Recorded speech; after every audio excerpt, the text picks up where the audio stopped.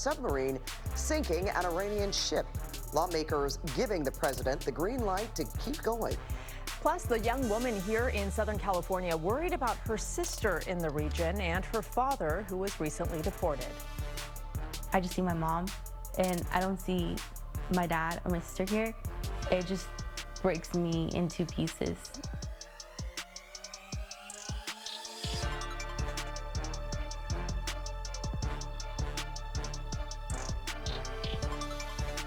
And I'm Simon editor Mike Rogers here at the desk. The head of the Los Angeles Department of Water and Power stepping down. Where she's going, CBS LA at 5 starts now. This is CBS LA at 5. Good evening, and thank you for joining us. I'm Pat Harvey. And I'm Rudabe Shabazi. We begin with the latest developments in the war with Iran. New video just released by U.S. Central Command showing the continuing airstrikes against Iranian military vehicles and equipment. This, as Secretary of War Pete Hegseth says, more U.S. bombers are arriving in the area. And on the water, the Defense Department releasing video of the moment it says a U.S. submarine sank an Iranian warship using a torpedo. It's the first time that's happened since World War II. And on Capitol Hill, the Senate rejected a resolution to limit the president's war powers in a 53-47 vote. And our Jasmine Veal begins our team coverage this evening from the newsroom. Jasmine. Well, Pat, it is day 5 of the U.S. and Israel's war with Iran. The conflict appears to be expanding, right, with those attacks. Earlier today, Turkey says it shot down an Iranian missile headed toward the NATO members' airspace. Video released by the U.S. Central Command on Wednesday is said to show missiles striking Iranian military vehicles and equipment as part of Operation Epic Fury. The Defense Department releasing video of the moment it says a U.S. submarine sank an Iranian warship in the Indian Ocean with a torpedo as the U.S. intensifies its military campaign against Tehran. American forces have struck more than 2,000 targets, destroying hundreds and hundreds of ballistic missiles, launchers, and drones. At a Pentagon briefing Wednesday, Defense Secretary Pete Hegseth said the U.S. and Israeli air forces will soon have complete control of Iranian airspace. It means we will fly all day, all night, day and night, finding, fixing, and finishing the missiles and defense industrial base of the Iranian military, finding and fixing their leaders and their military leaders. Secretary Hegseth said the U.S. military is just getting started with more bombers on the way. I rise today in support of our troops who don't deserve to be sent into war unless this Congress votes that there should be such a war. A Senate vote Wednesday on a war powers resolution failed in the Republican-controlled chamber. You don't have to authorize military operations. They can go on as long as the president wants them to go on until you cut off funding. And at the White House, before diving into energy talks, President Trump addressing the growing tensions abroad, speaking briefly to reporters about the ongoing conflict in Iran. This is very important, and we're doing very well on the war front, to put it mildly, I would say.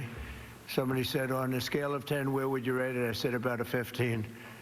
And we're going to continue to do well. We have the greatest military in the world by far.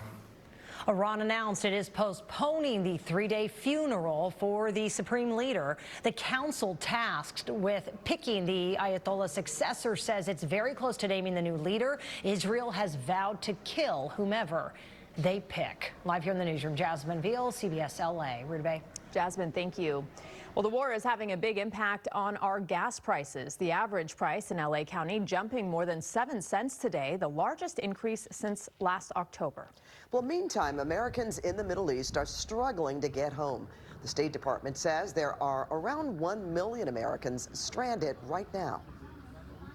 A little tough when you sort of hear that the government is kind of like, nope, there's nothing. So why not just wait until the missiles end and stay in a safe place? I don't know how long this is going to go on for. There's such a lack of clarity.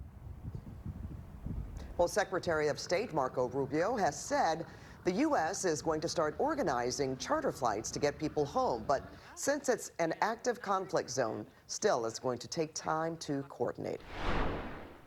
And new here at 5 o'clock, a Huntington Beach student dealing with fear and heartbreak. She's fighting to get her father back after he was deported by ICE. And now, as CBS LA's Michelle Geely shows us, she's worried about her older sister serving overseas in the Navy in the war with Iran. It feels empty in here. As Anna Martinez sits on her couch in Huntington Beach, she's missing half of her family. Big sister Jessica is aboard the USS Abraham Lincoln, involved in the war against Iran, and her father was recently deported by ICE. I just see my mom, and I don't see my dad or my sister here. It just breaks me into pieces knowing that it just feels lonely now. And scary, ever since news broke last weekend that the aircraft carrier that Jessica Martinez is serving on is supporting the mission in the Arabian Sea. Anna Martinez hadn't heard a word from her for a couple of weeks until an email came early Wednesday morning. Tell mom and dad that I'm okay and not to worry. I'm assuming you have watched the news. I will tell you all about it when I get home. Compounding the stress is the family's fight to bring Humberto Martinez home. Dad, please don't take him. He's in the process, please. Anna Martinez was with her dad, who has a DUI from 2004 on his record, when he was picked up last month by immigration officers and taken to Tijuana. The Department of Homeland Security says he was issued a final order of removal in 2013. Anna says 2 different lawyers have applied for his citizenship based on her sister's status in the U.S. Navy. He's upset knowing that my sister's in the military serving for this country, and they still deported him and left us alone here. Jessica Martinez worries about her dad from afar as her loved ones pray for her safety. We told her, are you really prepared? Are you ready to sacrifice for this country? And she said, absolutely. In Huntington Beach, Michelle Geely, CBS LA. And stay with CBS LA as we track the latest attacks in the Middle East. You can also find much more information on our website, cbsla.com. Less than 24 hours after a jury was seated in a wrongful death civil lawsuit against political donor Ed Buck, a verdict has been reached. Jurors awarded the mother of Gamel Moore $2 million. 71-year-old Buck is already in federal prison serving a 30-year sentence for the 2021 overdose deaths of Moore and another man. Buck provided the fatal doses of meth that killed both of them in his West Hollywood apartment. Well, updated charges today against the man accused of hitting and killing a toddler in Long Beach. Prosecutors announced they are charging him with murder. They say Lamont Russell was driving drunk when he backed his SUV into a group of people sitting in front of a building on Monday. A 20-month-old girl was killed. Another girl and a woman were injured. 2 Cybertrucks nearly unrecognizable after catching fire in Santa Monica. SkyCal over the scene at the parking structure on Colorado just west of Cloverfield that appears to be a Tesla storage facility. Firefighters got the flames under control quickly, but are still monitoring the situation because of the lithium-ion batteries in both vehicles. No word on what caused the fire and no reported injuries. And in Carson, deputies arrested 2 people in connection with an elder abuse and fraud case. Deputies were seen at an assisted living facility for seniors this morning, with more deputies responding to another property a couple of miles away. The Sheriff's Department says they got a call last month about these properties and rescued 4 elderly patients. Today, they say they rescued 7 more after getting additional information. The care was not happening from what we could see, and they were also unlicensed. So they were not abiding by any California laws or county statutes or anything like that. Investigators think there could be more victims out there, so they're asking anyone with information to give them a call. Well, tonight, the head of LA's Department of Water and Power is resigning after nearly 2 years on the job.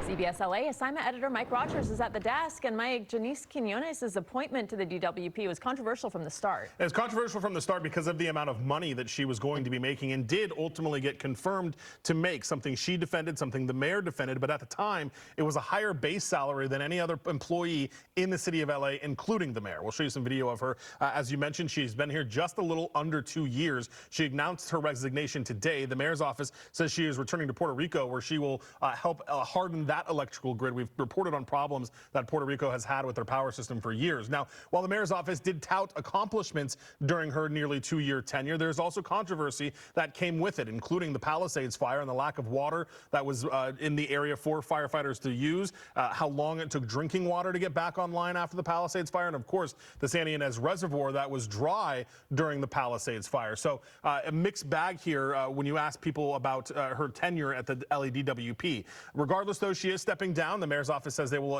appoint an interim person to take that position until a new person can be confirmed by the mayor and the city council. We'll see what the price tag on this new person comes with. You'll remember when she was first appointed to this position, that salary was justified by the fact that the mayor's office said the other electric companies that are private across the state make far more than that, and she said that salary had to be high in order to recruit top talent to the city. Guys? All right, Mike, thank you. Well, still ahead here at 5 o'clock, a new twist in the search for Nancy Guthrie. Investigators have made a match.